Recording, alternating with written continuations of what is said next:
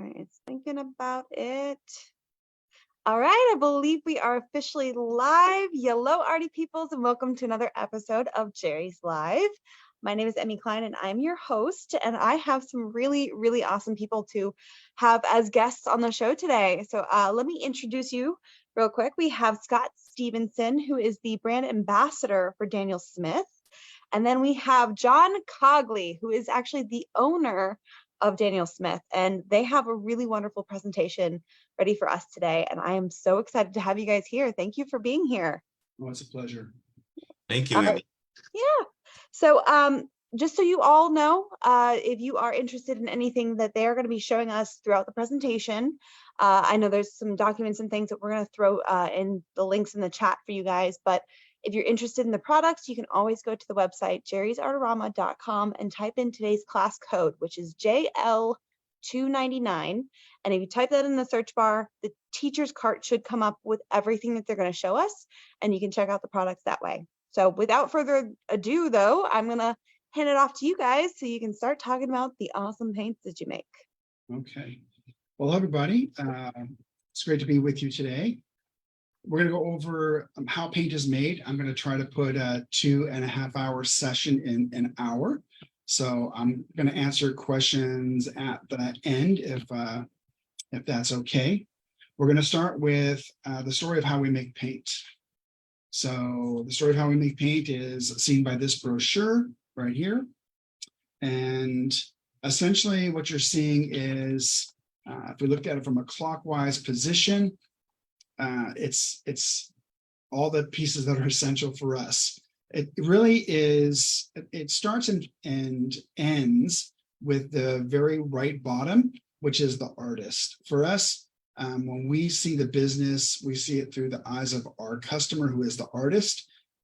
For any company that wants to last, the most important part of a company is the customer, which for us is the artist, followed by my employees, and followed by me last. So it's kind of an upside down pyramid. So we serve the professional artists. We like anybody who would buy our stuff, but it's made for the professional artist. We source many of our, all of our PrimaTeks, we source primitive technology, PrimaTek, and I'll go over those. Those are mineral products. There's two places that pigments come from. And using the best pigment allows you to have the best paint. You have to be able to have the best pigment. There's kind of no way around that. The pigment's going to decide whether it's going to be a granulating pigment, whether it's going to be a transparent, whether it's going to be staining. That's all characteristics of the pigment. And there's two places that pigments come from. One is the earth, i.e. natural, or from the laboratory, synthetic. Almost anything on Earth can be made in the laboratory. The laboratory can just make it more pure. However, there are some really beautiful characteristics about natural pigments, umbers, siennas, the PrimaTeks, whether they're lapis, jade, hematite. There's some real beauty. One of the major beauties is they're imperfect, and because they're imperfect, they have really great granulation, which I will show you here in a moment. When it comes to the laboratory, those are actually perfect pigments. And the perfect pigments are examples of your pyrroles, your parylene. Those are just, they're perfect. They're made for the car industry. They don't granulate, high performance, etc. So the idea about art has been around since humans have been on Earth.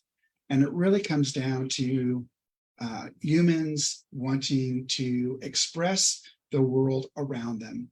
So I've been to every continent on Earth, and every continent except Antarctica, and that's only because it's frozen over, has art. And whether it's primitive paintings, engravings, there's always art. And within there, you can see what people were seeing through their eyes, the animals, the ecology, etc. So you're really in league with people that have been walking the earth for tens of thousands of years. The third page here is just a flow chart of things that we're going to talk about. We're going to skip that, And we're going to go to the 4th page. And this is how we make our PrimaTek. PrimaTek means primitive technology. Here in the United States, certainly on the West Coast, Alaska, Washington, Canada, and then the plains have had natives people, and they would find ochres, siennas, etc. in riverbeds. They would take that, they would crush it, they'd put it into an animal fat, for example, and they wear it on their faces or on their ponies for war paint. The downside about the Plains Indians is ponies and people don't last long, so that is pretty much lost to history. Whereas on the West Coast, where they had ample food and therefore more art, we find totem poles that still exist today that have beautiful, beautiful paint. And so the idea about the PrimaTek is to use minerals that we source from all over the world to make pigment, and from the pigment to make paint. And this briefly goes over some of the steps. And I'll show you a small video which will put all this together quite quickly. But we're not going to show it now, Scott. We'll go back to that image. Scott is my phenomenal salesperson, and the brand ambassador is wonderful. And just 1 second. Yep.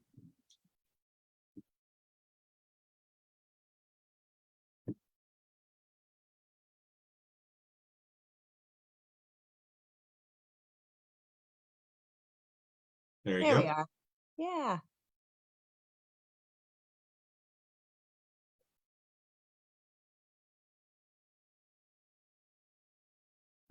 show you what these look like.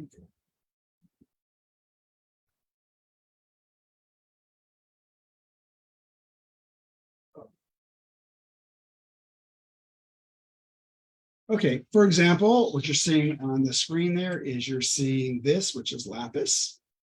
I believe you can see that in my tiny image right there. That's lapis. And two places that lapis comes from, it comes from found in many places in the world. The two really high sources of lapis are going to be Afghanistan and Chile. So this is Chilean lapis. And for the Chilean lapis, we get it size of a basketball. And we'll take and go to the jaw mill. And the jaw mill is just two plates that squeeze. And because this is a series of crystals, it comes apart very quickly. And once we get it into smaller pieces, for example, this size, go from this size of a basketball to about this size. And once we're there, we use what's called a hammer mill. And a hammer mill just taps and taps and taps and taps, and it ends up about the size of a piece of rice. Then we go to the ball mill, and the ball mill will take that piece of rice, and just like a tumbling in your dryer, over a period of time, it'll go down to about 40 microns, which is about half the size of your hair. This piece of paper is 100 microns thick, and the pigment is 40 microns or less. This whole process can take weeks if it's a Sedona or a Yavapai. It can take months if it's a more dense mineral. And the reason being, if you take a crystal and you crush it, you lose all color. A good example of that is if I take sugar, and I take sugar and I bring it outside to the sunlight and I move it around, you see yellows and greens and reds. It's kind of alive in that bottle, and that's because it's a crystal. If I take a press and I press it and I destroy that crystal, it's like taking powdered sugar outside and moving it around. And you see no life because there's no crystal, it's just dead. Okay, and that's what takes time. You're cleaving that crystal to make it smaller and smaller and smaller. You're not smashing, you're cleaving. You're getting the crystal and constantly making it smaller without destroying it. And that's really, really important. So when we look at lapis, this, for example, is, can you go to center screen for me? There we go. So this is lapis. This is about 80% pure lapis. And 80% pure, it's about $2,000 a kilo. This is ultramarine blue, my favorite color, and it's about $9 a kilo. And this is French ultramarine. So we have lapis, we have French and ultramarine here. Oh, there we go. And the French and the ultramarine are about $9 a kilo, and they're synthetic. So natural, synthetic. If we wanted to get lapis, this blue, it's probably 90% plus. And it'd be anywhere between $30,000 and $40,000 a kilo. So just not worth it. You wouldn't want to buy a $300 or $400, $500 tube of paint. It's better to use the synthetics if you want really, really, really blue, and use the lapis if you want to paint like the masters. I always ask people, me, John, what's the difference between French ultramarine and ultramarine? These are both PB29, pigment blue number 29. They're exactly the same, not close to exactly the same pigment. The French ultramarine right here is a slightly larger particle than the ultramarine, which is a smaller particle. And when light hits the larger particle, when it bounces, it moves toward the red or the warm. For the ultramarine, which is smaller, when light hits it, it moves toward the cool or the green. So if you always ask yourself, I wonder why I'm more, I like the French ultramarine more. It's because it's warm. Well, why do I like the ultramarine more? Because it's cool. You're actually making that conscious decision when you're looking at these two colors, which are the same exact pigment, but just vary on the size, which gives them their color. These, if you look from a chemical standpoint, from a chemistry standpoint, these are all exactly the same. The lapis, the ultramarine, and the French ultramarine chemically are exactly the same. This one just happens to come from the earth. It was the first natural pigment we ever used.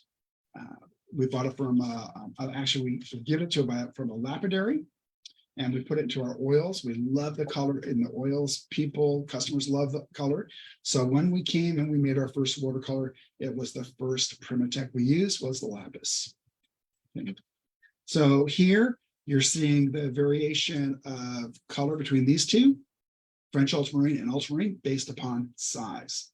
And pretty soon I'll show you one based upon chemistry. Okay, in a moment, we're going to be looking at a video, and the video is going to show the process that can take us 2 to 3 months in 3 minutes. I wish it only took 3 minutes, but it takes a long, long time to process pigment. The interesting thing is this particular lapis that you're going to be seeing is from Chile, and it's in the Andes, and it's only, it's a surface mine, and it's only done certain times during the year. The rest of the time it's frozen over. You can see how big the pieces are. The gentleman's about 6 feet tall, and he has his arms out, and it goes many feet past him on both sides and many feet above his head. Just huge, huge, huge pieces. Most of it's used for making pens and statues and dinnerware, things which have great beauty. And we buy all the broken pieces, or the pieces when they make a pen and they have to put a hole in the middle to put your ink cartridge. We buy all the pieces like that are broken, because for us, it works phenomenal. So it's a way to fully utilize a material. So why don't we look at this for a second? It's a 3-minute film. Video. So this is going to be on lapis.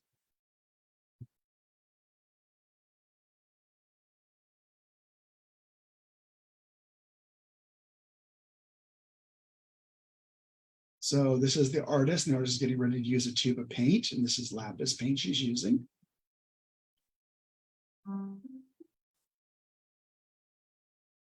And this is the young man standing in front of a seam of lapis. You can see how huge it is.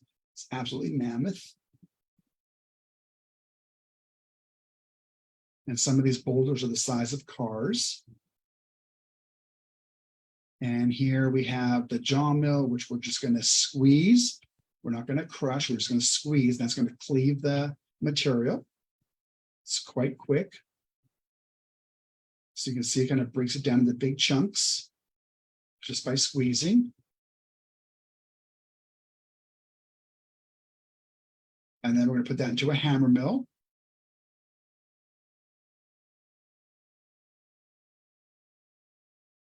It's going to make it about the size of a piece of rice. And then the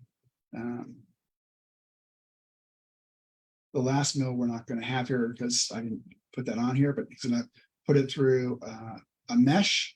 And now this would go into the last, this would normally go into the last step, which would take probably another 3 or 4 weeks. So once that's done, we're going to have it as pigment. So there it is as pigment. It's going to be put into the mixer with distilled water into a vessel. And this is just to wet it out, just like you would do with a cake mix or anything else. And once that's good and wet, we put it to a 3-roll mill, which is a de-aeration mill. It's going to get rid of any agglomerate, which is particles that stick together. It's also going to get rid of any air in the mixture. And this may take 3, 4, 5 times. The chemist has to release every one of these steps so that we have continuity of color. Then we're going to fill up the tubes. And now we can do it. This is the way we did it for years. We now have we have this as well as automated machines. So here she's crimping the tube. Then she's going to put a batch number on it. The batch number says when it was made, who made it, all the information is within that number. Then we're going to label it. And then from there, it gets sent to our distribution center to be sent out to customers. So really the importance of this is, one, to show you how we make the PrimaTek paint. It also shows what I went over at the very beginning. The most important part of our company is the artist. Everything starts with the artist and ends with the artist. So it really just kind of brings that point home. Without you as our customer, we wouldn't have a company. So very appreciative that you buy our product. Thank you so very much. So with that, we're going to continue. And now what we're going to see on page 9, this is got page 9. On page 9, we see 2 machines at the top, and the 2 machines assure that we have continuity of color. One is a xenon phaedometer, and the other one's a photospectrophotometer, and they're used in unison with each other. So when we do a batch, you see some of the drawdowns below it. You see cyclorite, there's amazonite, etc. We will take that card from a prior batch, we'll put it to our photospectrophotometer, which will give us a readout. And it'll say, it'll give us a C-Lab color. So it'll give us the A and B coordinates as well as the light coordinate. And we will start that, get the reading, then we'll put it to our xenon phaedometer. And our xenon phaedometer over 16 days does 100+ years of light. So there's all types of calibrations that have to be done with it, but it's a way to test light or light fastness, which is the most important aspect to a professional artist. How long will the paint last? And we do this both internally and externally. We use the ASTM and their machinery, and we also have our own machinery. So we double test everything, both internally and externally. Again, we sell to professional artists. That's really important to us.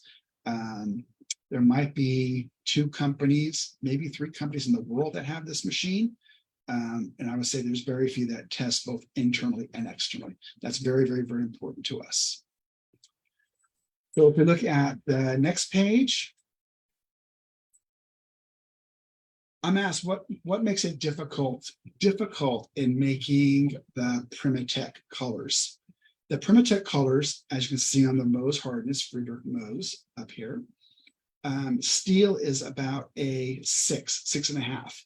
Many of the minerals that I'm going to be showing you in a moment are corundums or they're even a little bit higher than chromes or beryls, etc. They're very, very hard. They're harder than steel. They will wear the machines that we use out. So, but every 2 years we have to replace our rolls, and to do a roll set on the machine that you saw in the video is about $70,000. Now, when you have 5 of them, it's a lot to do a roll set, but it's essential to make sure that you're having continuity of color, that the rolls have to be up to speed in order to assure that you're getting the right amount of grind. Again, where that's important, when you saw the French ultramarine, the ultramarine, the French ultramarine is about 8 microns. The ultramarine is about 3 microns. With improper machinery, you can make French ultramarine into ultramarine, which is something that you don't want to do if you're making color. So those things are very, very, very important. Below that, you can see this thing called granulation. Granulation, flocculation, or reticulation are all the same words. And let me show you what that looks like.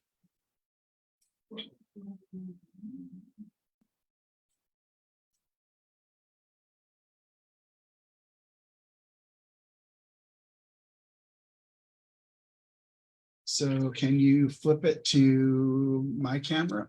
There we go. Thank you. I already did it.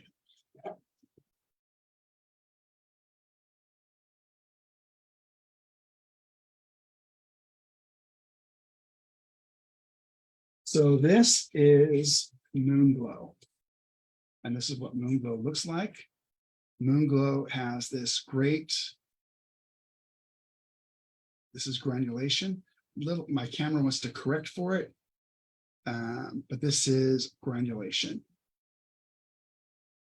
And Moonglow is made with ultramarine blue.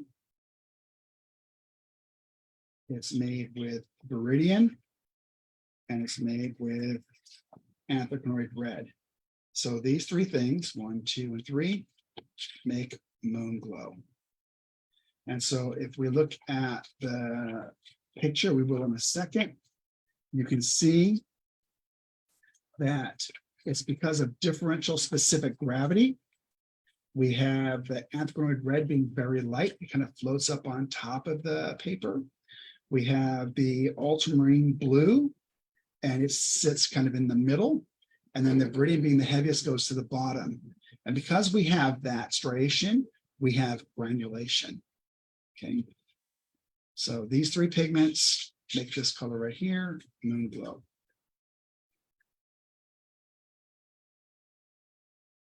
Bring this up here. There we go. Okay, so that's Moonglow.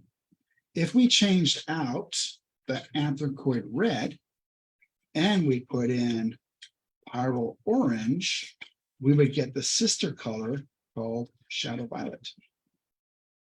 So shadow violet is just different because it uses pyrrole orange versus anthracnoid red. And we call this the happy mistake. It's kind of like my father called me.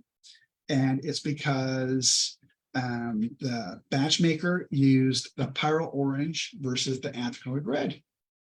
And the chemist, because he checks or she checks every single batch, notice the difference because they have to put it again in that photo spectrophotometer and ended up really liking it. So we actually brought that as color. Here in front of me, a little bit difficult because my camera wants to correct it. I don't know how to mess with these cameras. They're too smart for me. But here in front of me, the shadow violet has this beautiful orange tint to it. You can't see it on the screen. You can sometimes for a second, and then the camera will correct for it and it goes away. Here, the Moonglow has a really beautiful reddish tint to it. They're both very, very beautiful colors. When it comes to this word, granulation, reticulation, flocculation, I'm asked, well, John, what about if it was a hot press paper? Would it have granulation? If a color granulates, it always granulates. If it was put on a hot press paper, it might look like a raindrop that kind of goes out like this versus a cold press paper where it follows the valley like a river. But granulation will always granulate. That's just the way it is. So that's why it's really important when we take a minute here and we look at the color chart is that you look to see whether something granulates or it doesn't granulate. Most of the time, that's not going to matter to you. But if, for example, you were going to do a Ferrari, or a beautiful car, you might want to use a color that doesn't granulate, because when a color granulates, we call that a recall. Nobody wants a granulating car for the most part. Okay, so that's just to show you with Moonglow and with Shadow Violet, the process of granulation. And these are synthetic colors, synthetic pigments making synthetic colors.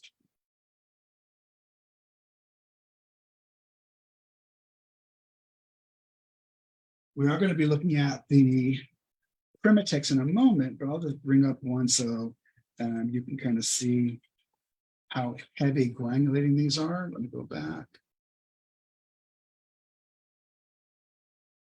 So this is sodalite, and you can see with sodalite, you can see how heavy the granulation is. Again, it's a natural pigment. It has other things inside of it. It's not perfect. It's an imperfect thing. And you get this beautiful, beautiful granulation. Many people love it because some of them are oxides, example, and you'd see farm equipment or leather or, skin or doors. It's a really easy way to get that beautiful characteristic with this natural material.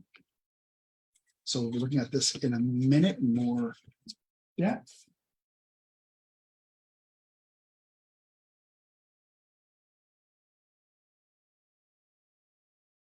So Scott, on the next page, page 11.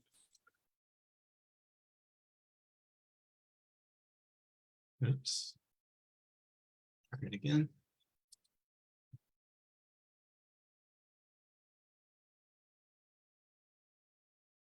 So what page 11 is showing, it's showing quinacridone. And quinacridone is, and particle size. Let's do particle size first, since it'll finish up that story. If we look at the human hair, you can see human hair is about 70 microns. Oh. Let me get that out.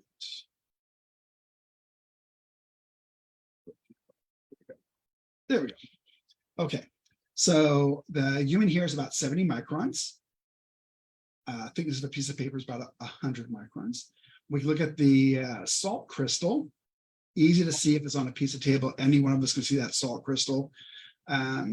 If we look at 40 microns, it's on the limit of visibility. It's on the bottom there. And then French ultramarine is about 8 microns. So 8 microns is also about the size of a blood cell. That's how small these things are. And then ultramarine is about 2 microns. Super, super, super small. Beautiful methodology about how you can figure out the sizes. A lot of chemistry. It's using dispersion agents, etc. It's pretty interesting if you want to get into that detail.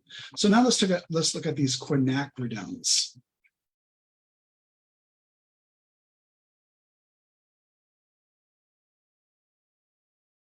Okay, quinacridones are super beautiful. So I'm going to flip it down to my camera here. There we go. So they're really super beautiful, vibrant colors. So quinacridone coral, deep gold, burnt scarlet, burnt orange. Here's sienna. This is lilac, gold, fuchsia, and purple. Just beautiful, beautiful colors. Discovered early in the 1800s, made into pigment about 1958. The beauty about them is that they're transparent staining colors. Transparent staining colors. And they're just very, very, very beautiful. We have 14 of them. We're the first ones to come out with quinacridones in watercolor. Other people did it in acrylic and oil, but we were the first to bring them out into watercolors. Just absolutely gorgeous, gorgeous, gorgeous colors. So let's look about the story of the quinacridone. Scott will show us one more time. So what we're seeing here, you see my tiny photo here. What we're seeing is that this is pigment violet 19.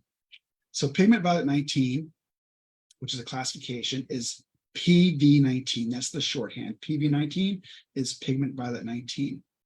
And I'm asked a lot, John, if I knew that was PV19 in yours, could I find something similar in somebody else's? And the answer to that is no. Because it's a generality. While it's very specific, it's a generality. It's kind of saying John lives in Seattle. There's a million people that live in Seattle. We live in all different places in Seattle. So yes, it's true I'm in Seattle, but it's actually has to go one step or two steps below that to get to exactly the right color. Let me give an example of that. Can you put this back on the screen one more time? So this is quinacridone violet, which is PV19. So there it is, PV19, quin violet. Okay. This is quin red. This is PV19. So those are both PV19. This is quin rose. This is PV19. PV19, PV19, PV19. Exactly the same, different shades, right? So just by knowing it's PV19 on the back of a tube or on a color chart doesn't really tell you what shade you're getting. So it's all chemistry. So you saw the difference of size, which was the ultramarine being whether it is the French larger particle, the ultramarine smaller particle. Now this is all by chemistry, and it's the alpha and beta particles on the actual molecule that changes the colors. By the way, quin means 5. It's a 5-ring structure. That's why it's called quinacridone, 5 rings. All right. Okay.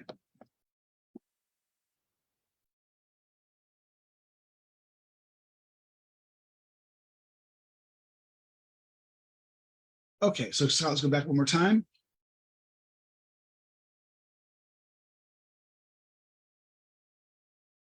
Now, if we turn the page. All right, so we're done with how we make paint. Normally it would be longer, but I think you have the understanding of how this works. By the way, I'm always on every week. I'm on at, let me flip my camera. Think about working with 2 cameras. On every Thursday at 2 o'clock and every Friday at 10:30. So at 10:30 on Friday, we have an artist from somewhere around the world, a master artist that will teach you different techniques, etc. And then I'm on Thursday where you can ask me questions, ask many of the brand ambassadors attend those days. You can ask questions, etc. So try to go into more about the paints, etc. So you're welcome to join those anytime. They've been streamed for the last 3 years, so you can also go and watch the streams. And I think you would find them very, very educational and interesting. All right, so now we're going to move into what I think is probably one of the most important things for you as an artist. It's definitely a huge tool for you, and that is to understand that color chart. Understanding that color chart allows you, over a cup of coffee, to pick which color you want to use. I've been all over the world. I like to go look at our product, and many times I've been sitting in front of a display, and I'll have somebody and they'll be picking a color and say it's a green, and I know that particular green is an opaque color, and I'll ask them, so how are you using that color? And they'll go through kind of their ideas of how they're going to use it.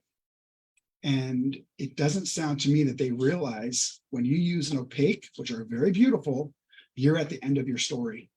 When you do watercolor, it's always from light to dark. And the one thing that's really, there's many aspects of watercolor that to me are amazing, and that make watercolors amazing. If you're a watercolorist by definition, I think you're extremely analytical, because you have to look at everything you're going to paint. You have to take it apart and go from light to dark. If you were painting me, this would be the last, because once you get to this, you're done your story. So it'd be okay. So maybe the whiting is here, maybe the skin color, the red would be before the black. So it's all these series you have to do in your head to create your painting. And that's all about going from light to dark. And that's everything that the color chart will give you over a cup of coffee. So that's what we're going to look at today. We're going to understand the color chart. So let's begin. The most important thing is the legend, and we're going to look at the legend first. So you see here at the bottom, it's going to talk about light fastness. And if something has a 1, and I'll show you how to read this, it means it's 100+ years. If it's a 2, it's 100 years, 3, 50 to 70, and then fugitive 5 to 20. Any of those numbers can be extended should you use conservation glass, out of direct sunlight, etc. All those things would increase the time. I'm asked sometimes, well, John, if I took something that was 100+ years and something that was 50 years, well, that's 150 years, does that mean it lasts 75 because I just split it by 2? It doesn't work that way. If something's fugitive, it'll always be fugitive. You can increase the amount of time a little bit, but not hugely. Okay, it's a good thought, but not hugely. So the second thing that we see there is we see non-staining, and that's just whether something will stain, whether it's non-staining, low staining, medium staining, or high staining. And I've done an example here that I believe will work to show you this. If I have a color which is non-staining, it means with a wet brush, I can lift that color up.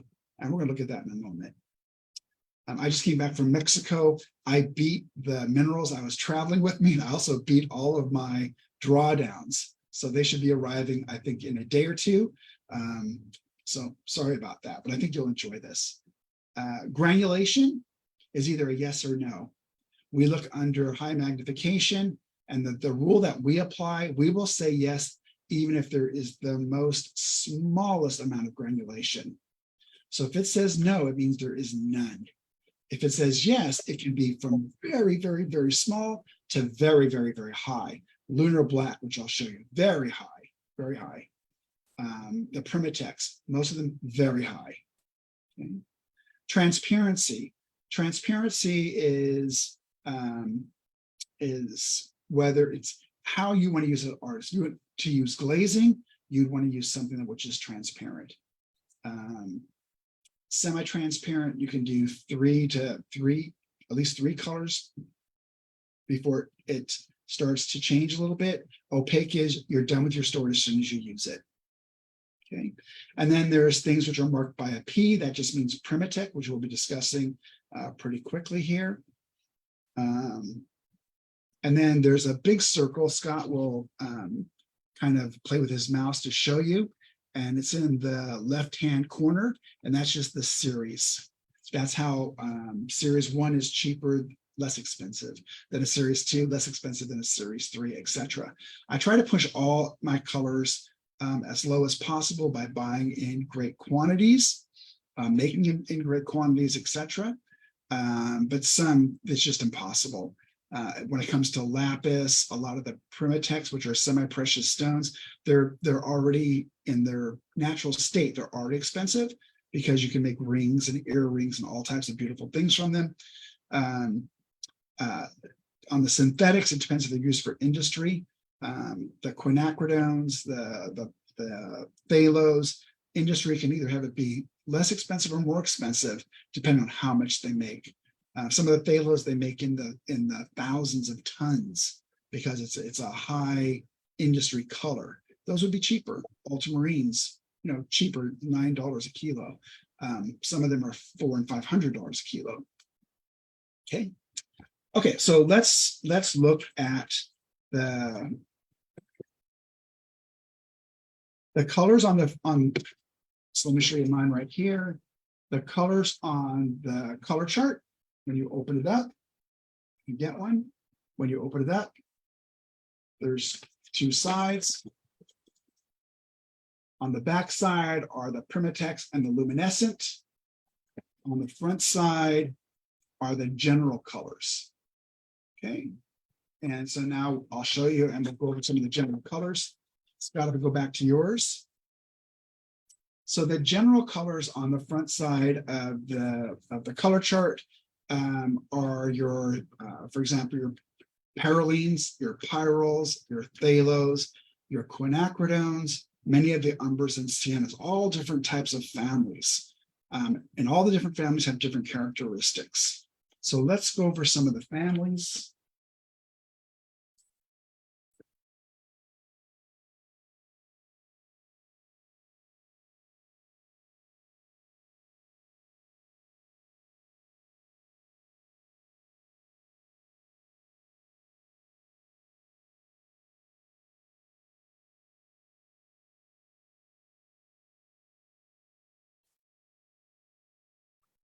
Okay, so if you go to mine one more time. Flip this in.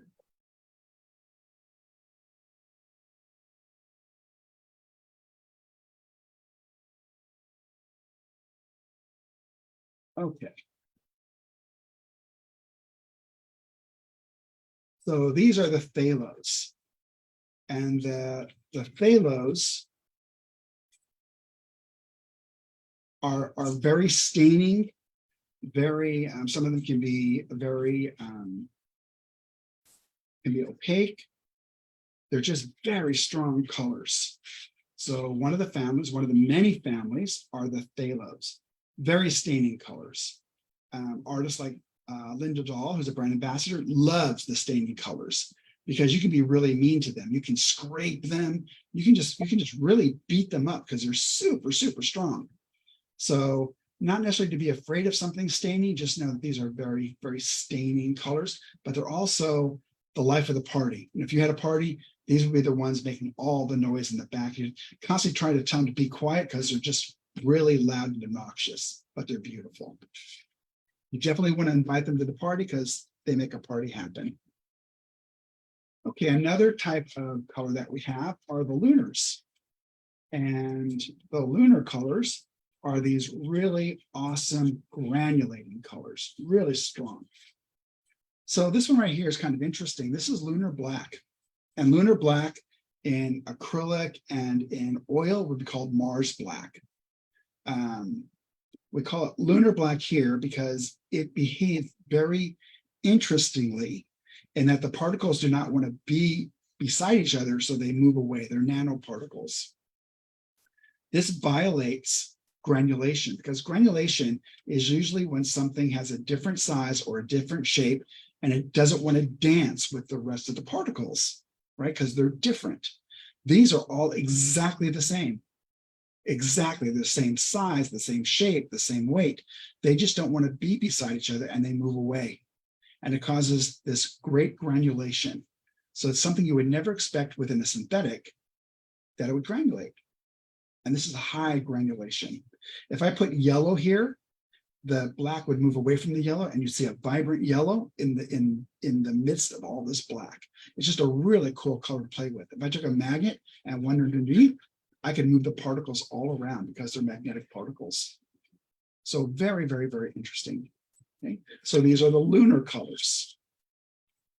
Another family. Okay. Another family is the CAD-Us. We say CAD-Us because U, from a chemistry standpoint, means not the thing in front of it. So CAD-U is saying these are not cadmiums, but they are as bright as cadmiums. They are as opaque as cadmiums. They're high performance pigments that have high, beautiful color saturation, and they're also have good opaqueness, but they're not cadmiums. They're CAD-Us. They're beautiful, beautiful, beautiful, very pure. They're just very beautiful colors. Okay, that's another family. Another one we discussed was the quinacridones, a staining color that is very transparent. So a staining transparent color, very beautiful, beautiful to do flowers, botanicals, all types of things, very beautiful. Another family inside of the general colors are the parallenes. Oh, got to move.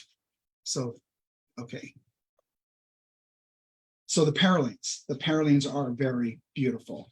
The ones that are a little bit brighter than the parallenes are the pyrroles. Pyrrole red is fire engine red. Beautiful, beautiful colors.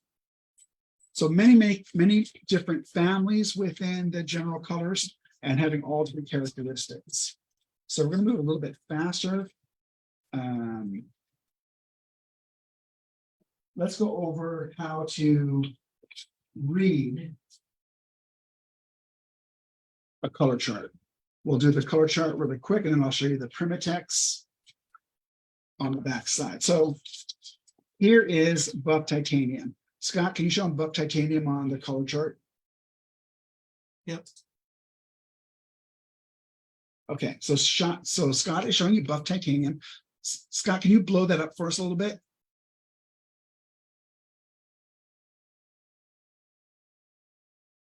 Okay. So what we see here, we see the common name is buff titanium. We see what it's available in. It's available in 15 mil, 5 mil, stick, and half pan. And now we get into some that really interesting. It's pigment white number 6, shade 1. That's PW6. P is always for pigment, W for white. Pigment white number 6, shade 1. Because titanium white is pigment white number 6. And gray titanium is pigment white number 6. So let's look at the characteristics of buff titanium. And we can read that by going back to our legend. We see the first thing, the most important thing for professional artists is the light fastness. And we see this is a 1. And the 1 means, can you show the 1, Scott? Point to the 1. On the buff titanium, point to the 1. Yep. So we can see that this is 100 plus years. That's what the 1 is telling us, right? Roman numeral 1. Now we have the second one is a lowercase 1, and that is for whether it's staining or non-staining, etc. And the 1 means it's a non-staining color. So we know it's 100 plus years for light fastness. We know it's a non-staining color. The next one says yes or no. This is yes, which means it is granulating. And then half a circle means it is semi-transparent. Okay, so it tells us all about this color over a cup of coffee. We know without opening up the tube, we know it's 100 plus years. We know that it is non-staining. It does have slight granulation, and it is semi-transparent.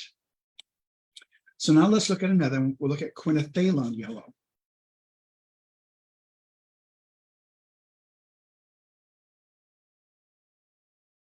See it? Okay. So quinacridone yellow, we know this is a series 3. It's that big 3.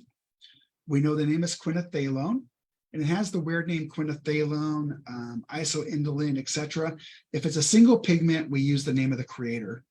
So if the pigment company or the person that created it called it whatever, that's the name we use. We pay homage to the creator of the color. Okay, that's why it has some of these interesting names. We see that's available only in 15 mil. We see that the light fastness is a 2, which means 100 years. We see that for staining, it's a 2, which means it's slightly staining. We see that it says N for no granulation, and that it's semi-transparent. And we see the pigment is called PY, which means pigment yellow, number 138. So we'd actually look that up and learn more about this particular pigment if we so desired. So let me show you really quickly. I did this earlier today. Go this way. Okay, so here I have BT buff titanium, and this one should be non-staining.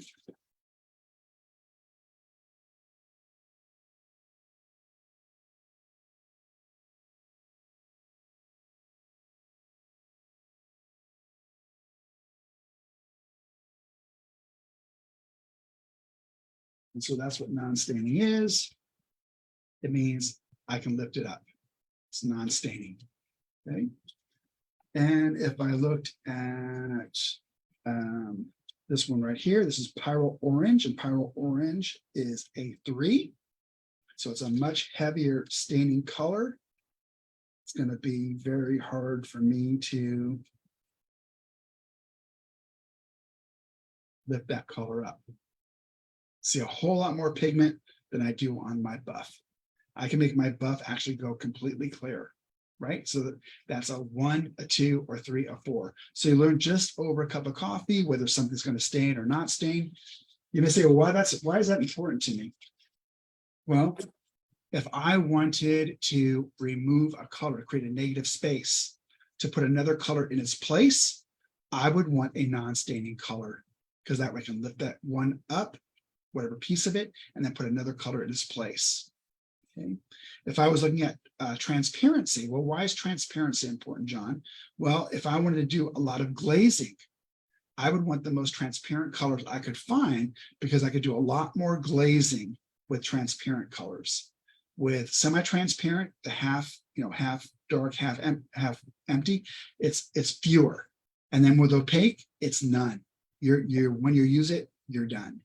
Right? So that's kind of, over a cup of coffee, I would know those characteristics before I ever opened up a tube of paint. And it's just another tool in your toolbox. And as many tools as you can put in your toolbox, it'll just make your artwork more fun for you. Because the way that I always look at it is, I always want to endeavor to put the artist in control. I don't want the product in control of you. I want you in control of the product. Okay. So now let's look really quickly before I run out of time. Emmy, how much time do I have? You have about 8 minutes. Oh, okay. We're doing like super fast.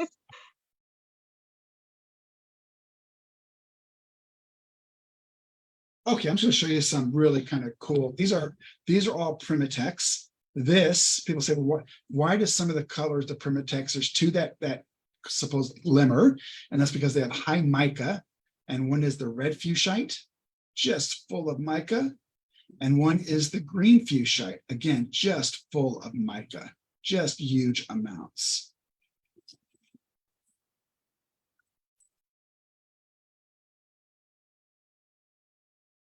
This one I really love. This one is Serpentine. Serpentine comes from Australia. Just a really pretty green. Unfortunately, you're not seeing it all its beauty. The camera's taking some of that out. And this is Sodalite.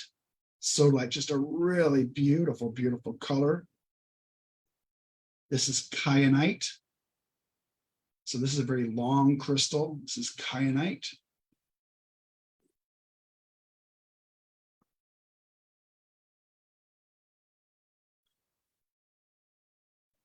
These two right here, this is Tiger's Eye. So Tiger's Eye, and this is burnt Tiger's Eye. When we put it into a furnace, bring it up to about 800 degrees, and we change the oxidation state. So Tiger's Eye, burnt Tiger's Eye.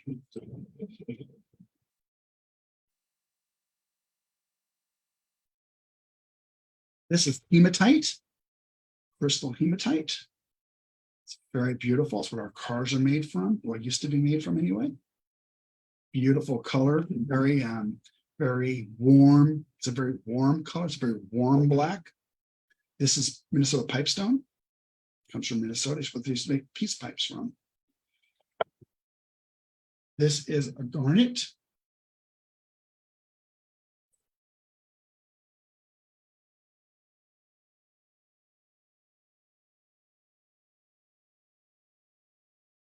This is Sedona. Sedona is from Arizona.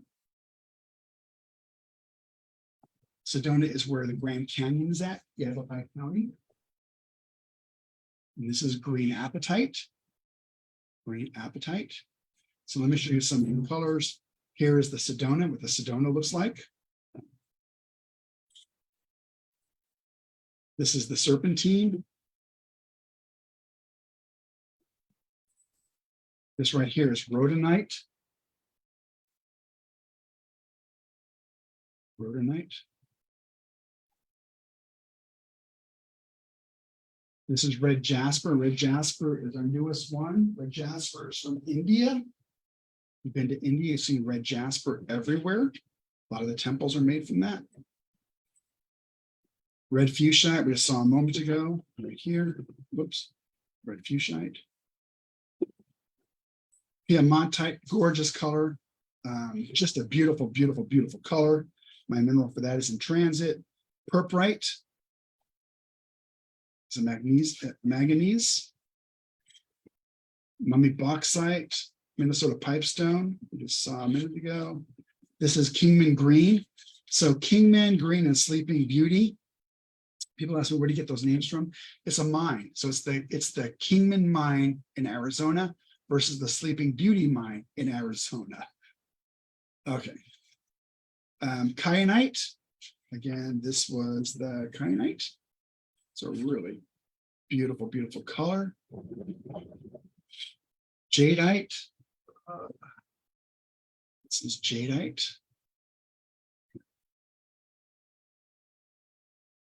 Hematite. This is hematite genuine, this color right here. It has this really beautiful warmth to it. Really, really beautiful warmth. Hematite violet. This is green apatite. This guy right here, green apatite. High granulation. The fuchsite, we got a second ago. This is the fuchsite. Here in front of me, you can see some of the sparkly, but you can't on the screen. Garnet. We saw garnet. This is garnet. These are all over India, for example. Diopside. Burnt tiger's eye. Burnt tiger's eye is tiger's eye that's been put into an oven. Burnt bronzite, the same principle. This is bloodstone. I go show you bloodstone, but I get it all over my hands. If I went and grabbed it, it's just a beautiful, beautiful color.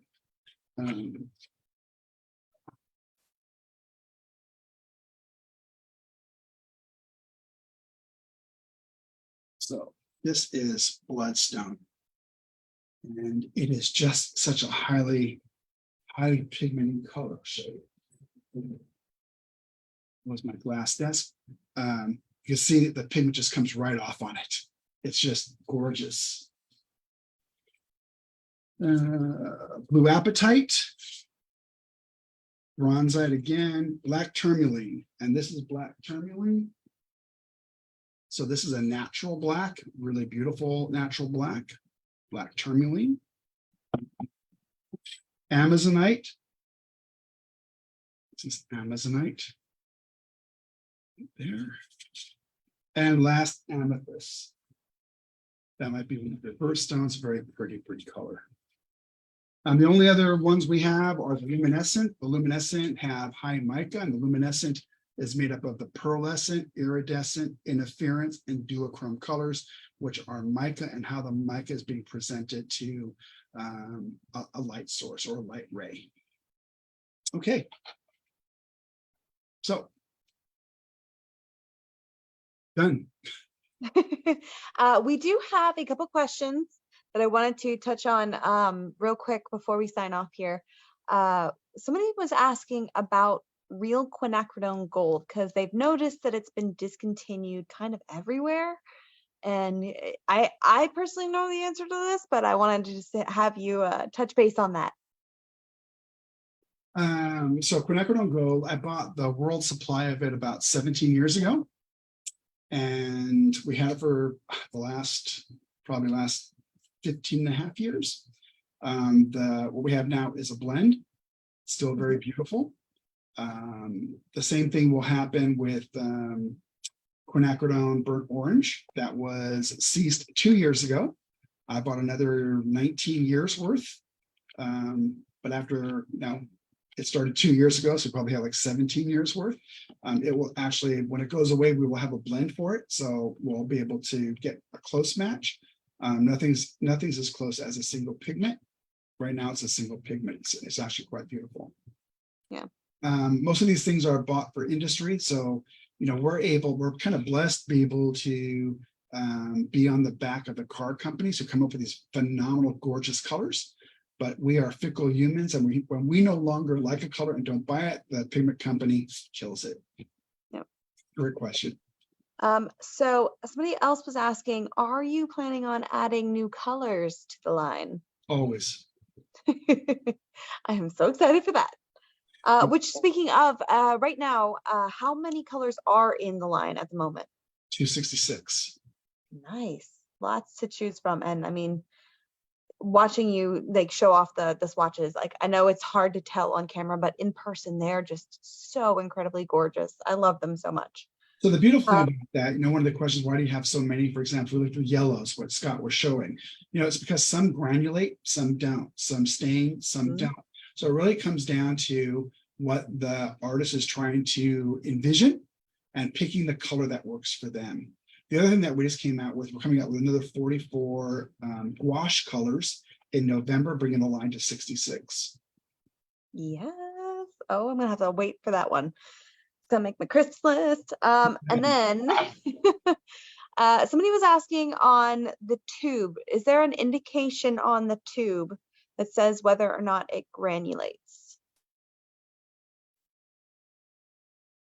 We try to squeeze a lot of this label. I don't believe it will say that. It says what the pigment is. It does. This does not. Okay. And I know we have the color chart available on our website, so you can always check it. You can always, if you are on our website looking at each individual color, there is a button off to the side that is a Tech Notes button, and that should have indications on the light fastness and kind of the details about that item. So it should be listed there as well if you guys are looking at it online. So, and I believe that is all of the questions. Good questions. So I'm very excited about that. Now, of course, if you guys do have more questions in the future, if you're watching this, and here, let me actually pop myself back on here as well. There we are.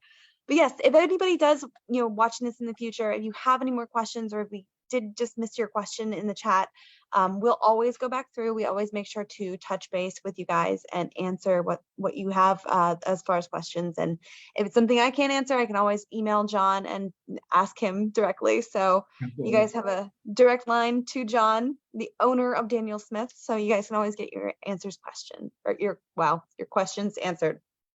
Just switch that.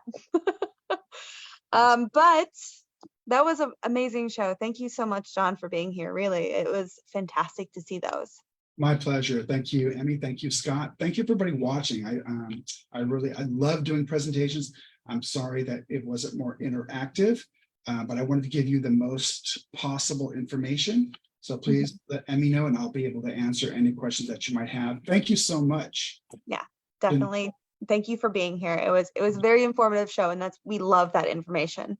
Now, again, everybody watching, if you are interested in what John was showing us, make sure to go to the website, JerrysArtarama.com, and type in today's class code, which is JL299, and that should bring up the teacher's cart and show you everything that he was showing us. And you can check out the products that way. But, of course, make sure you join us next week. I'm very excited for this. It is officially our 300th episode. Wow. I can't believe it. It's going to be incredible.